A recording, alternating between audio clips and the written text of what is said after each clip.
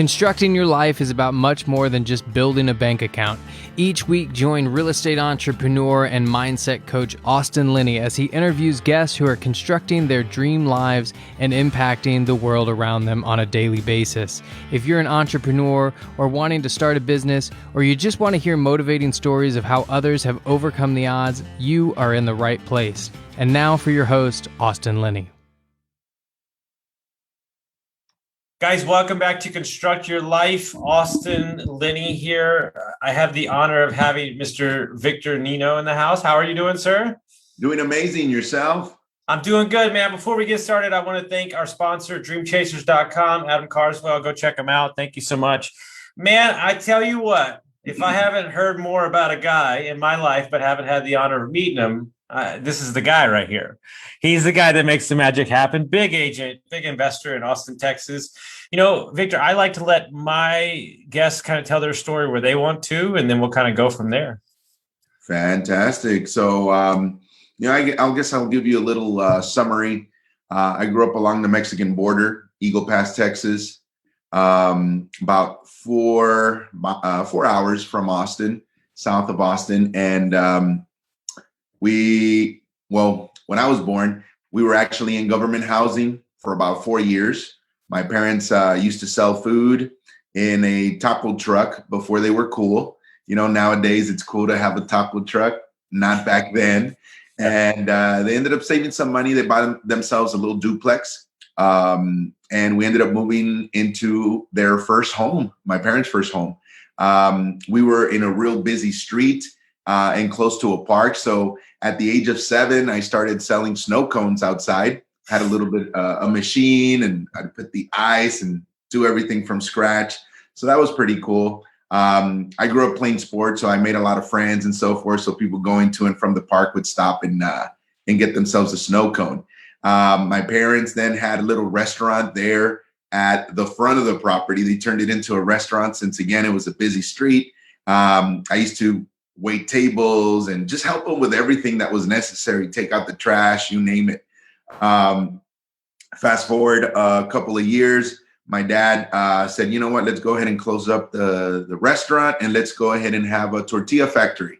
So we started making tortillas and didn't go so well. Then we started to sell tortillas door to door. So that was fun at 11. And since I was about 5 years old, I would always play sports. So I played t-ball, I played, baseball throughout growing up all the way to high school. But in the summers and in my free time, per se, I would go ahead and work and do different things. At 13, I started going to California. My sister had already gotten married. I would deliver flowers out there. I did all kinds of stuff. At 17, I graduated high school and ended up moving to Austin. My brother was already living in Austin, and he said, hey, you know what? Come on over and start your life over here. So I did. And fast forward, maybe 2 months later, when I turned 18, I was able to get my first apartment and my first job, per se. And then from there, it just, snowballed into what I'm doing right now. And I can, I guess, dive into it a little bit more. But at the age of 19, I bought my first home. Amazing. And there's so much there in that story. And let's just say that the entrepreneurship bug was instilled in you from a long time ago. And as you look on it back now, before we get up to where you are now, is there correlations to how you operate your business and who you are and what you've done back as early as 11 and 10? Do you see similarities, like now that you look back and reflect?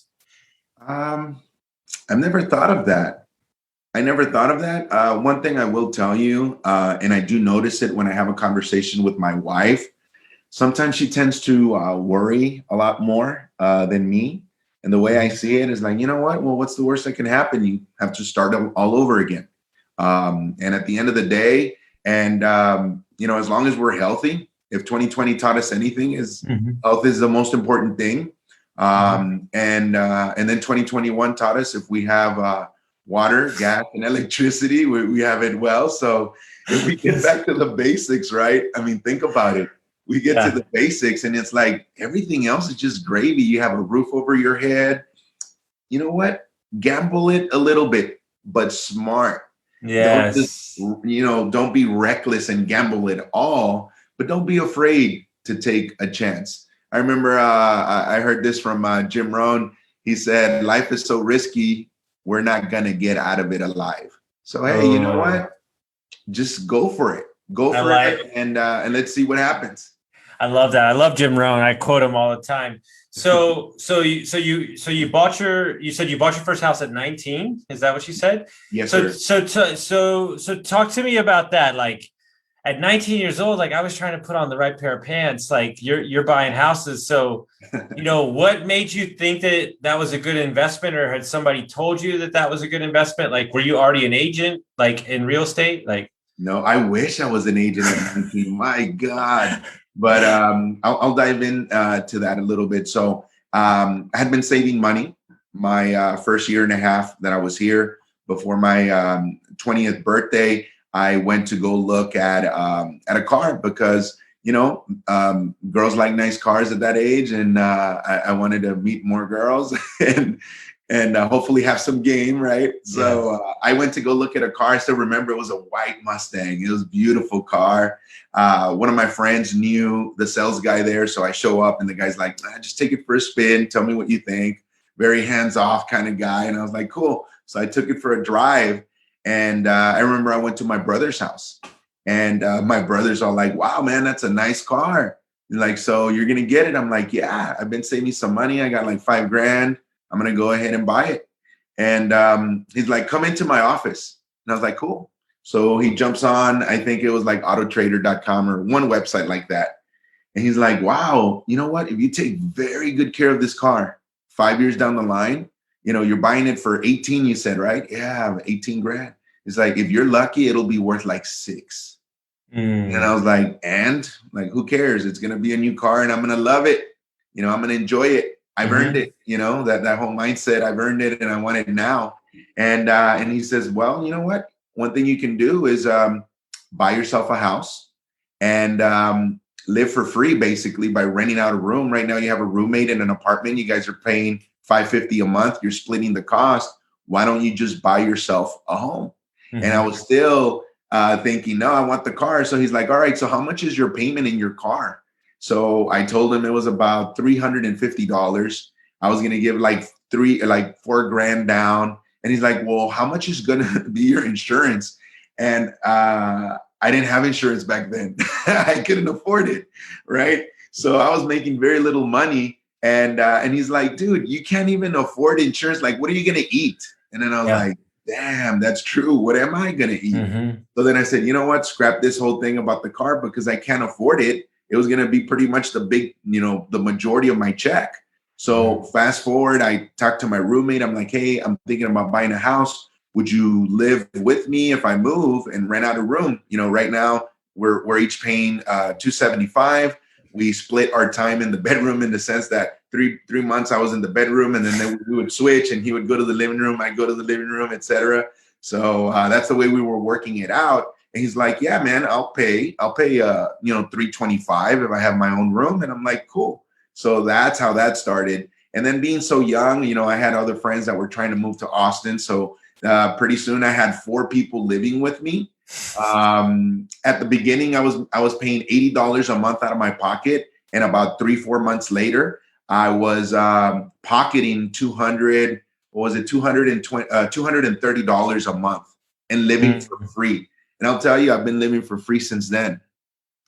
Well, first of all, whoever this brother of yours is, I want to shake this man's hand. All right. That's the first thing. Yeah. Second thing is that what I realized is that your brother was doing house hacking before house hacking was cool. Yes. Yes. I was like, if I could have packaged that up, but my God, my business partner, Mr. Diego Corzo, just mastermind all that and did something incredible. Whenever I think about it, I'm like, wow, man, this guy's a genius. Well, what's interesting, right, is even at 19 years old, it had to be like a huge aha moment. Like okay, wait, I'm living here. I'm not paying anymore. And yeah, I might be sacrificing some privacy or something, but ultimately I'm working so hard that it really doesn't matter because I'm never home. And like, look, do people need a nice place to live? Environment's important. I agree. But I think what we think we need and what we actually need are two totally different things. Yeah. And I'll tell you this, you know how earlier you said, if I see any correlations, um, we were four kids. We had a 2-bedroom, 1 bath, and we always shared everything. So I guess that was one of the reasons why I didn't care to share a house. I'm like, you know what? I got my own room. I'm already winning in that sense. I had my own privacy there. I learned that, you know, to avoid issues with tenants and so forth or roommates, everybody had a key to their individual room. And that way it was like, hey, you know what? You leave for the weekend. Nobody's going to go in there because you're the only one with the key. For sure. So that helped a lot as well, you know, not having things disappear because you had some buddies over and they thought that they took something, you know. But I think that the comment you made right now about sometimes we need things or we think we need things that maybe we don't. And when we get back to basics, my God, we really don't need a whole lot. Well, if you look at a lot of my coaching clients and you look at people that are scaling up new to investing or wholesaling or whatever you want to call it, they add on all these qualifiers or marketing expenses or all these things, you know, as an agent, as a wholesaler, and you're creating the have to in your business instead of operating from a place of lean, maximizing out your effort and adding on aspects of scaling your business when it's needed. And so if you can live in the first 5 years of your life, like Andreas does and Diego does, then you're going to wake up at 30 years old and in essence, be financially free already because you took 5 years out and you live with a little, whatever you want to call it, less. I don't know. These houses they're buying are pretty nice. So I don't know if you would consider them less. And so when you did that first one, what was the next one that you got into? Well, I'll tell you, right around that time, my brother Lino was like, hey, man, you need to read this book, Rich Dad, Poor Dad. Pretty much changed just the way I saw money. It was just so interesting how it was simple yet so effective. Well, I didn't get my new car anytime soon. In fact, I'll tell you this, my first new car that I bought it in 2020. Like delayed gratification, dude. Right, dude. Y'all, look, your whole crew, Diego and everybody, y'all need to write a book because that's what I love about Diego too. He has done so much, and he just got the Tesla, and he was always driving around a Honda, and he didn't care, and I love it, dude. Like, you know, do you know who Matt Tefke is? Do you know who that is in town? He's an agent. It doesn't matter. He's an agent. He owns a bunch of houses, brokerage team. They roll around in Priuses, and he says, do you understand how much of a flex it is to roll up in a Prius and just be buying houses left and right? He's like, we don't care.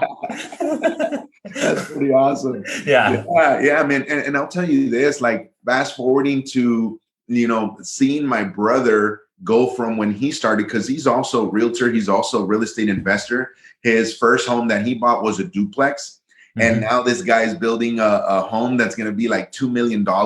Gorgeous. And the best thing about it, Austin, is that he also lives for free. He doesn't have to pay a mortgage. He hasn't paid a mortgage out of his pocket for his home in I don't know how long. And that's the thing. Like now he drives around in a cool Maserati and, you know, he's always dressed up in a nice suit. And it's like people probably see him as like, man, that guy's probably had it like that all his life. And the interesting thing is he was a firefighter as well. So it was just so tripped out to see how all his other friends in the fire department, or not all of them, but the majority of them, will probably never experience this, but it was because of discipline. He never used his money out of his income as a firefighter. All that was being saved to buy properties. He would only use a little bit of what he made out for real estate. And, you know, when you talk to Andreas, when you talk to Diego and we operate, is like, hey, you know what? If you want to have something nice, just make sure that it is by spending a lot less than what you earn.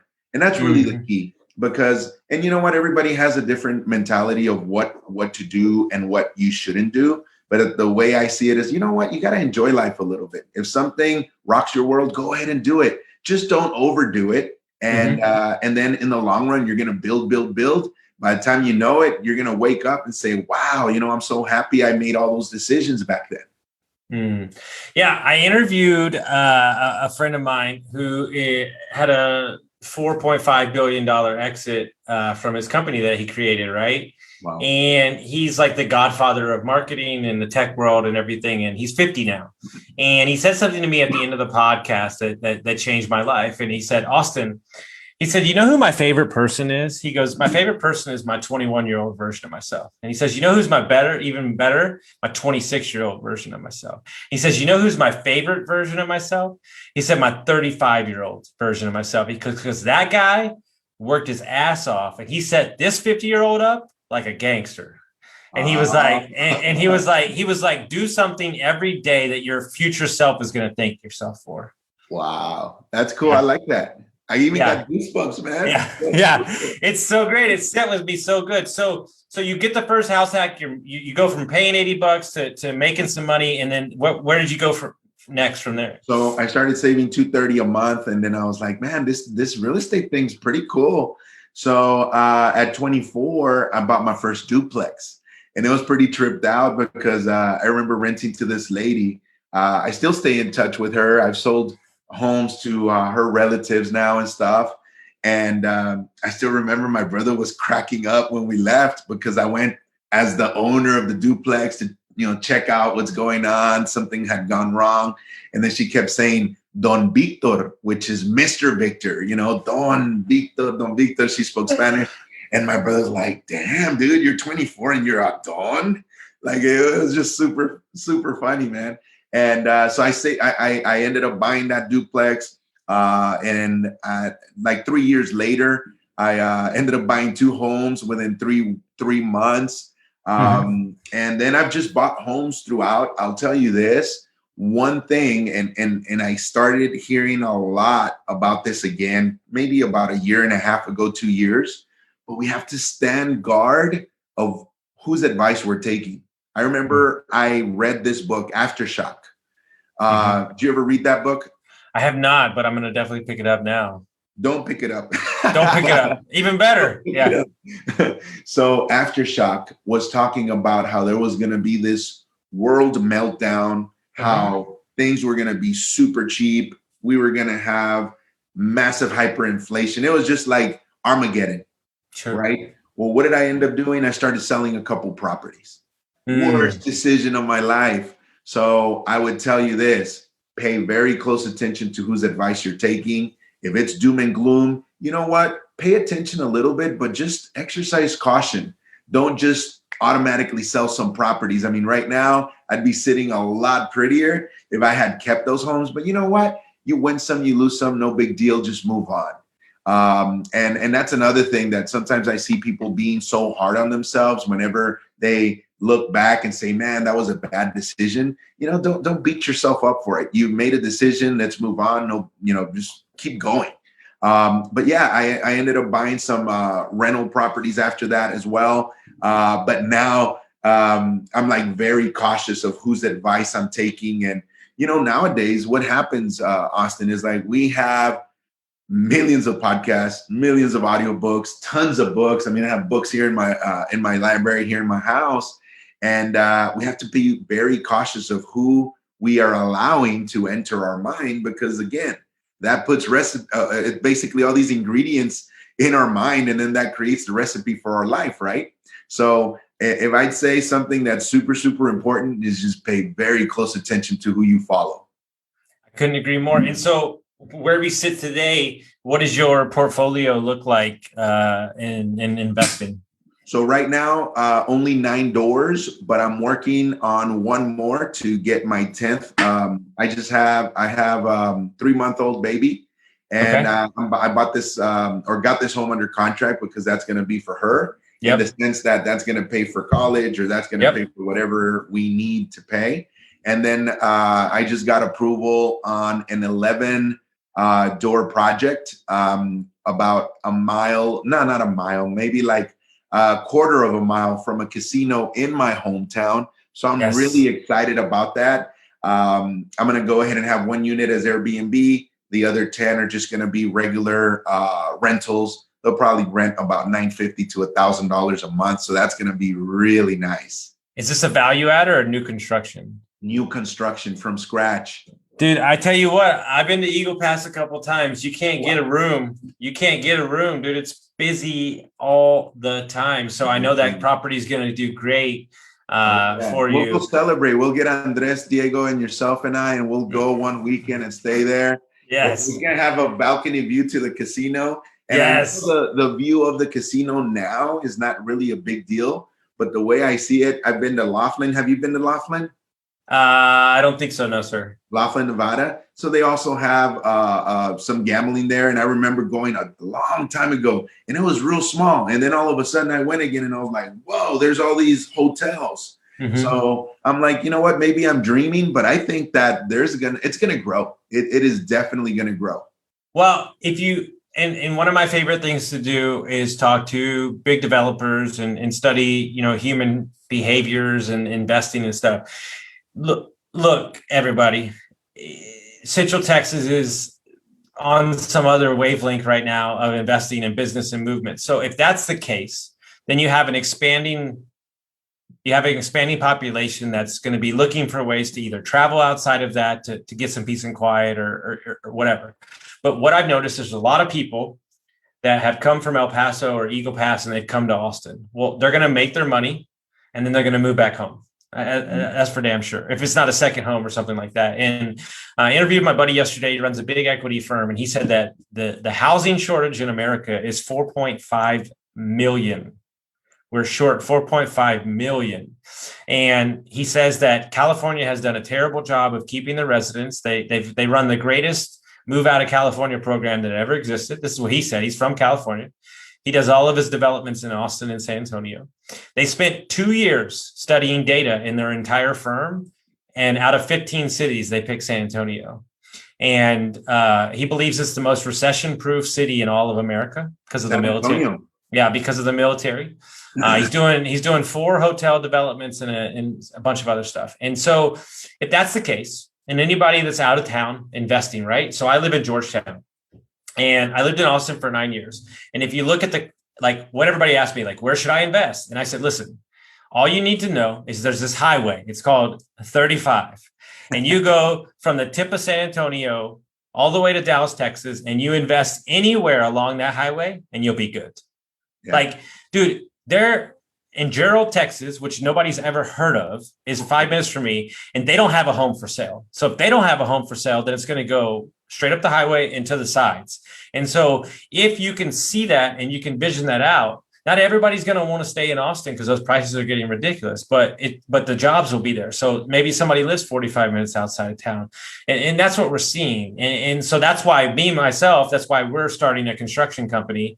And that's why we're building in construction, because I see the need. I know what's there. I want to be a builder and all that stuff. So it's important to me to study the trends in the markets. You can't just go by sales prices. You have to understand the reason behind the sales price and then work your way backwards. And so I'd be interested, how long have you been an agent? I have been an agent now. It's going to be 17 years this summer. Okay. So what were you doing as a young 19 and 24-year-old? Were you an agent then, or were you working a different job? What took you so long? Is basically.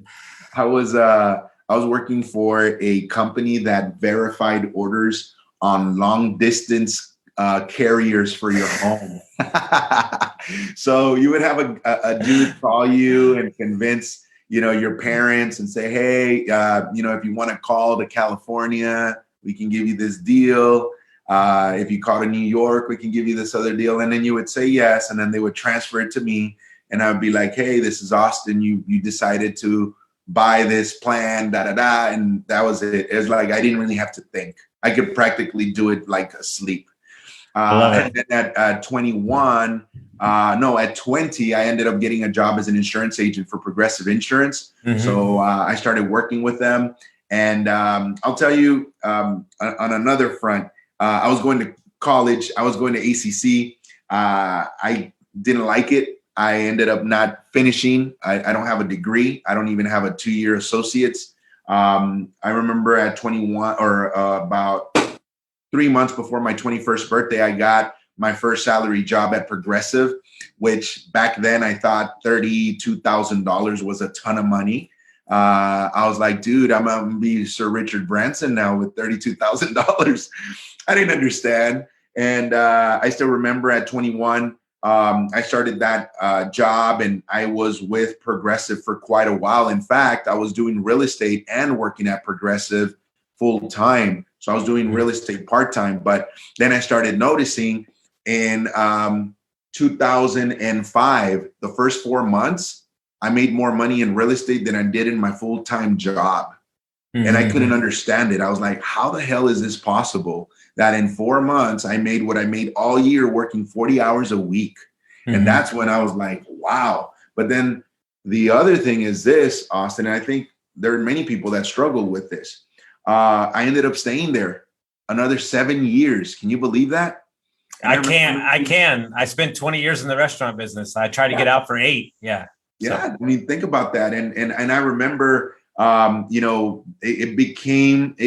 got to the point where just thinking about going in was just the biggest drag ever. Like, I couldn't stand anymore. Someone telling me, hey, why are you 10 minutes off the phone? I'm like, well, because I had to go to the restroom. Like, really? And throughout that time, I think this is something that needs to be said. I've been invited to maybe 6 or 7 different network marketing companies. And, there's some people have some, preconceived notions of what they are and so forth. But I'll tell you, it was the best school that I could have gotten because it allowed me to see the power of compounding, the power of a team, the power of being able to build something from scratch. And it was just awesome to see that. And then finally, there was this mentor of mine in the network marketing business that said, man, it's so sad how grown people think they're free. But you know what? You're at work, your kid falls at school, and then you got to ask your boss to see if it's okay to take your kid where he needs to go to get better. That's not freedom. He says, I'll tell you, these guys are so good, they even know when you're going to be hungry. And like, well, what do you mean? And he was super funny about it. And he's like, yeah, they'll give you your lunch break. Hey, you, Austin, you're going to lunch break from 11:30 to 12:30.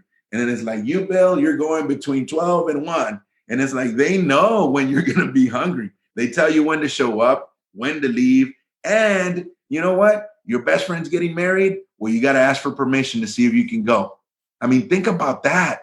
And when he explained it that way, I was like, damn. I said, that's it. I'm done. I'm leaving. So all those little things that happen in our life, we can build on. And for some people, they may say like, man, that was a waste of your time. You never really made a chunk of money. But the lessons that I took from it are invaluable. No, the stepping stones of life are getting you to where you need to go. You need to stop forcing yourself down the road that you think you should be on and just let the universe pull you where you need to go, because ultimately the universe is undefeated. And the moment you start trying to force it is the moment that you're probably headed down the path you shouldn't be headed down in the first place. Exactly. Yeah. And then paying attention to, to the kind of person that you are. And I really believe that we attract the people that are similar to us. And I am extremely grateful to now, have a team of some pretty awesome rock stars. I mean, you mentioned Diego, Diego and Andres. I mean, those guys are just incredible dudes. They're really going places. And, now with the team and so forth, I'll tell you this. When is this going to be airing?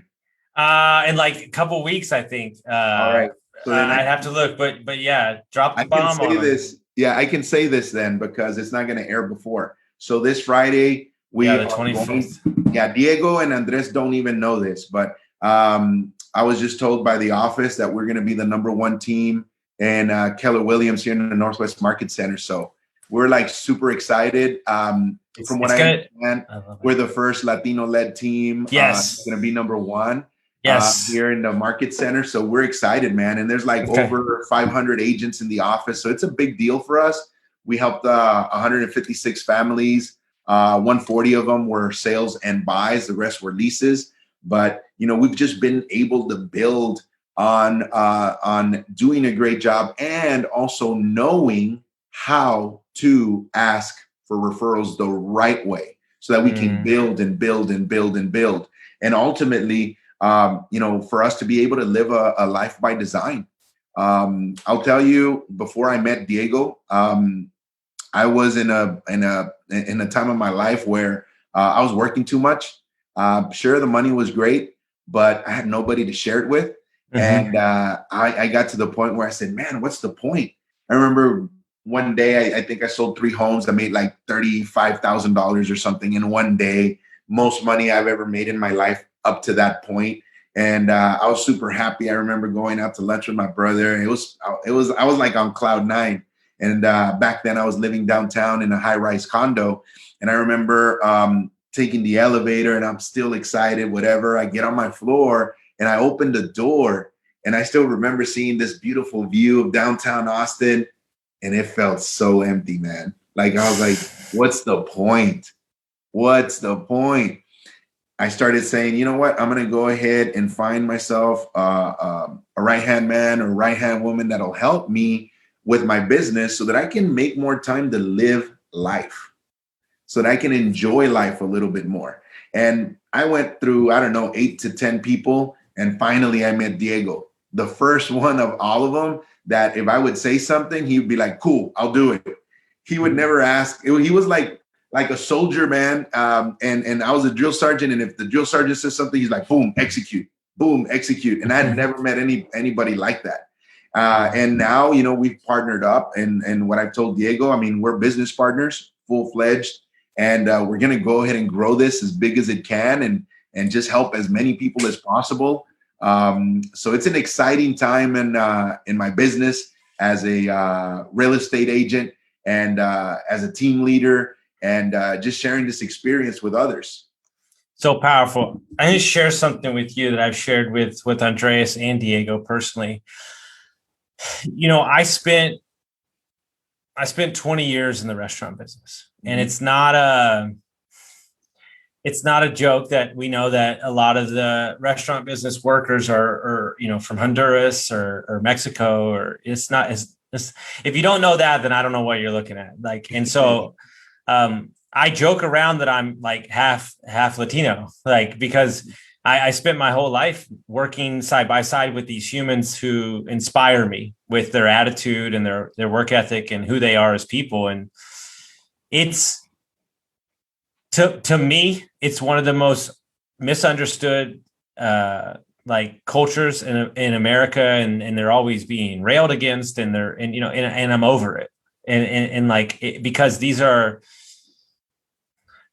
you want to talk about the true definition of what a human being is. It's a Hispanic man and woman.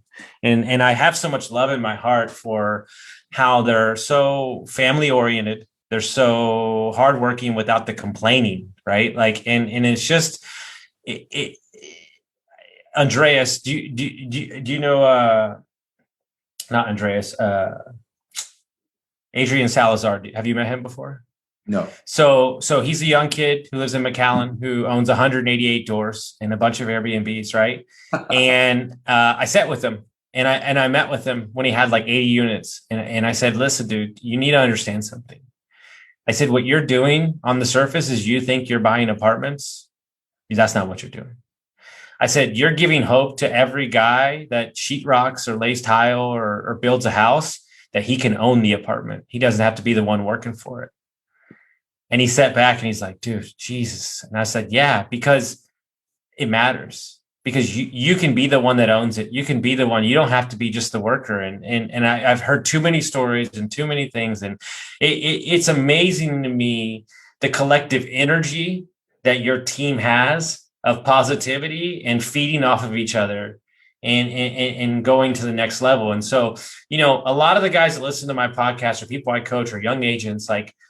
Over the years, you've cultivated a team, you're training, you're still growing, obviously. But, what is it that y'all harp on, like maybe like the core values of being a young investor or a young agent that you can share to add value to the listeners? Like, what have you learned over your years that can give them a leg up when they're getting started? Having a good attitude is number one. I don't care how smart someone is. I don't care how much they're willing to, challenge themselves. If they have a bad attitude, there's no room in our team. Zero. Like, we don't complain. We don't argue with each other. Diego and I have been business partners for 6 years. Not one single time has there been a voice that's been raised or for us to get upset in any way. Have there been situations where we don't see eye to eye on something? Of course. We talk as adults and we figure it out in the moment. Mm-hmm. No animosity whatsoever. Another great thing about our team is this, that we celebrate each other's wins without tying it to, oh, well, what about me? Who cares about me? What we care about is the other people in our team. And I'll tell you right now, Diego is the MVP in 2020. He had the most sales. For the first time, he beat me in the most sales in the team. And I am super happy for him. And I'll tell you, my wife, she saw when I found out that he was the number one on the team, I was like, man, that's so awesome. I'm excited, da-da-da. And later on, she's like, wow, like, you're really happy about this. I'm like, well, why wouldn't I? He says, well, because most people would be like, oh, well, they want to be the number one. And I'm like, I don't care. It's our team. I've seen Diego from the start to get to where he is today. And it's just a mind-blowing to see how much growth he's had in such short time. And it's solid growth. It's not just growth because he ended up buying all these leads or, getting all these REOs. No, there's like real growth there. So that is awesome. Right now, we're working on Andres. He wants to go ahead and get to 50 deals this year. And I think he can do it. Probably one of the most charismatic people I know. Yeah. Super hardworking. And I'm like, I respect the hell out of him too. And that's the main thing for our team, respect and having a good attitude. Those would be the two things. And then, of course, the work ethic. You could be respectful. You could be respectful, but if you don't have the work ethic, right? You can be positive, but if you don't have the work ethic, then it really doesn't do much. But those are the top things that we look for whenever we're growing our team. And then just being of help for each other. I mean, being in the business, one of the biggest problems for realtors is that you never have any time off.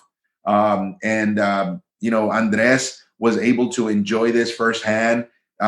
His first year with the team, he's out in Mexico and he's like, my God, I got a client that wants to buy a house. I'm like, dude, I'll go show it. So there he is enjoying some margaritas and we're over here working, and his client got a home that he loved. So he was super happy about that. And in another situation, or in another scenario, it would be more like when I started. I'm on vacation, I'm on the phone, I'm on my laptop trying to get somebody to please show the property and pay him some money. And then maybe the person doesn't like it. And now I'm out a couple $100, but that's just the way it is. And to be able to create a team that helps each other, I mean, it is just incredible. I couldn't agree more. And then you have my little dude that I've been helping out. You got the new one, Jaime. Yes, he's my dude. So it's interesting. You're buying and selling real estate and doing deals and putting families in homes. But I truly believe that the ripple effect of positivity and impact that this team will have will be greater than any dollar amount or transaction that leads. Yeah. True. Yeah. And another thing is this, Austin, for us, we're like, you know what? When something goes bad, let's go ahead and make it right. And if it means losing all our commission to make the right decision, then we'll do it. Because the way I see it is we can always make more money, but you can't buy a reputation with all the money in the world. You cannot buy a good reputation. You can't. And at the end of the day, that's the number one priority for us. People before money. And doing the right thing for everybody that trusts us with this.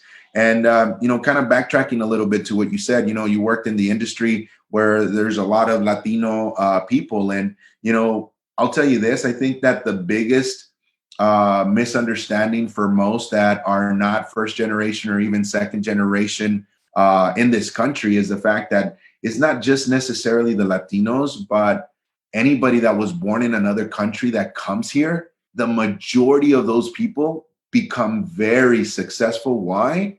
Because they understand how much opportunity there is here. Yeah. And the other day, this friend of mine got pissed because I said, dude, this country was built by immigrants.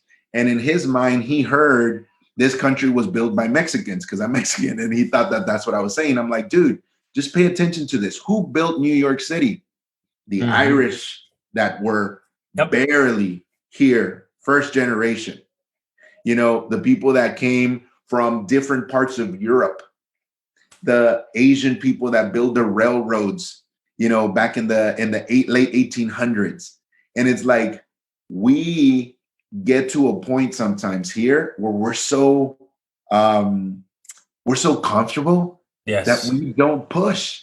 We don't push. And that's the only thing I'm afraid of. Now we live in a beautiful home, beautiful neighborhood. And I'm like, what about my daughters? How can I teach them the work ethic? So what I'm thinking, I'm like, dude, I'm going to take them in the summers. We're going to be working, even though we don't need to. We're going to be working, selling clothes. I remember my mom, she used to set up a little thing on the street and we would sell used clothes.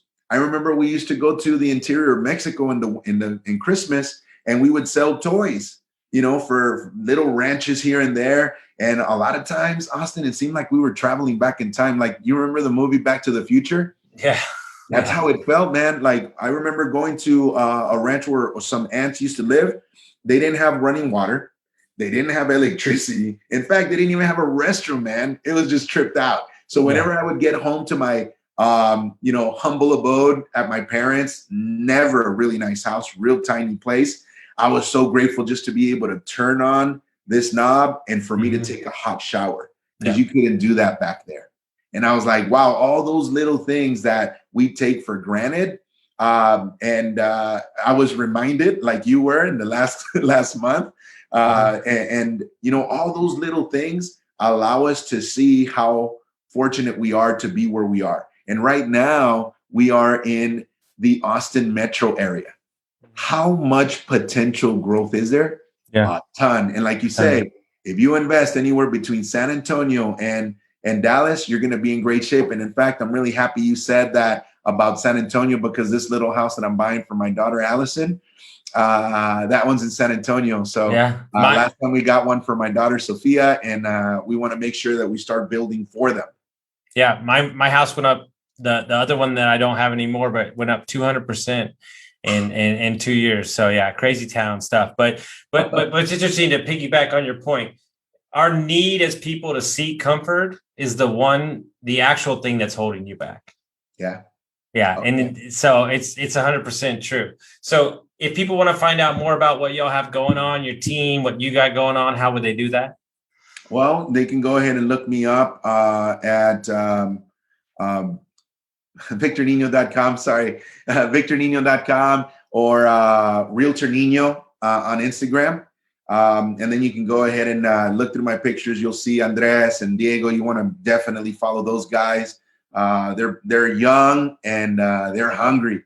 So I'll tell you, if anybody is thinking about buying or thinking about selling, investing, or any questions related to real estate, we're an open book. We're here to help. We're here to guide.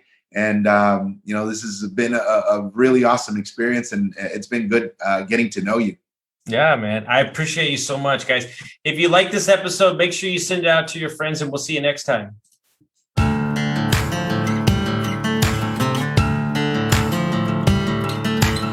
Thank you for listening to Construct Your Life with Austin Linney. If you enjoyed this episode, be sure to rate, review, subscribe, and pay it forward by sharing with a friend. Most importantly, take this opportunity to start constructing your life by taking immediate action on what you learned. For show notes, resources, and more information on one-on-one coaching with Austin, visit constructyourlifepodcast.com.